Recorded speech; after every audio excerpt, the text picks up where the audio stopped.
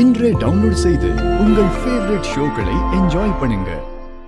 இந்த கல்யாணம் நடக்கணும்னு நீ எவ்வளவு ட்ரை பண்றியோ இந்த கல்யாணத்தை நிறுத்தணும்னு நான் அதை விட ட்ரை பண்ணிட்டு இருக்கேன்.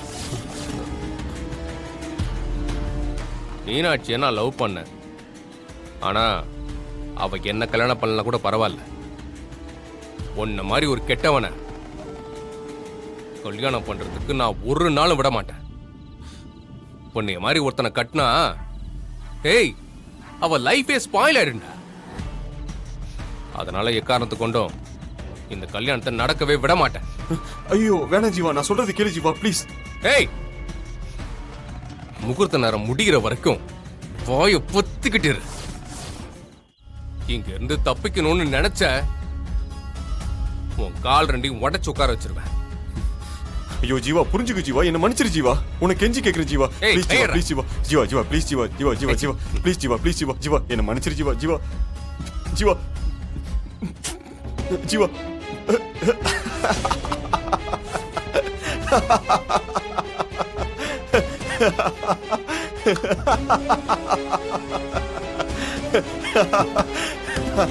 என்ன தன்னால சிரிக்கிற? என்னடா அதிர்ச்சியில பைத்தியம் எங்கிட்ட எதுவும் முடிச்சிருச்சா? என்னடா சிரிக்கிற? பைத்தியமா எனக்கா?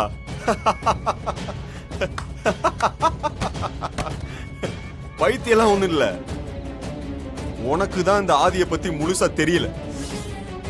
நீ ஒருத்தனுக்கு ஸ்கெட்ச் போடணும்னு நினைக்கும் போதே நான் ஸ்கெட்ச் போட்டு முடிச்சிருவேன்டா.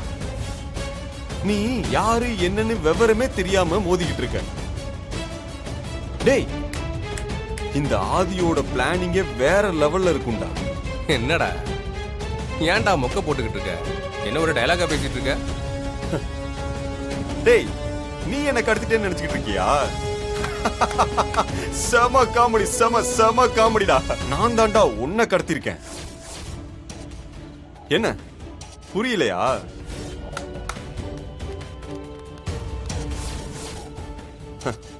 இப்ப புரியுதா?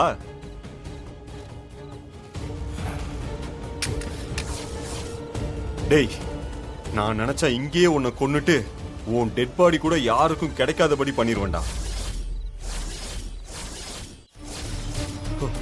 பயப்படாத, உன்னை கொல்ல மாட்டேன். இப்ப கூட உன்னை ஏன் நான் உயிரோட விடுறேன் தெரியுமா? இந்த கல்யாணம் நடக்கவே கூடாது, நடக்கவும் விட மாட்டேன்னு சொன்னேன்ல. இந்த கல்யாணம் நடக்கிறத நீ பார்க்கணும்டா. இந்த கல்யாணத்தை நிறுத்த முடியலையேன்னு நினைச்சு நீ துடிக்கணும்டா. மீனாட்சி என்ன கல்யாணம் பண்ணிக்கிட்டாலேன்னு நினைச்சு நீ அப்படியே கதறணும்டா. அப்படியே பெரிய ஹீரோ மாதிரி வந்து எல்லாத்தையும் நிறுத்திடலான்னு பாக்குற?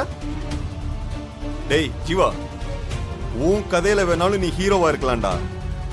ஆனா என் கதையில நான் தான்டா ஹீரோ. மீனாட்சி எனக்கு தான். நீ அவ இல்லாம வாழ்க்கை முழுக்க தாடி வளர்த்துக்கிட்டு குடிச்சுக்கிட்டு சுத்திக்கிட்டு இருக்கணும்டா. அதுதான் நான் உனக்கு கொடுக்கிற தண்டனை.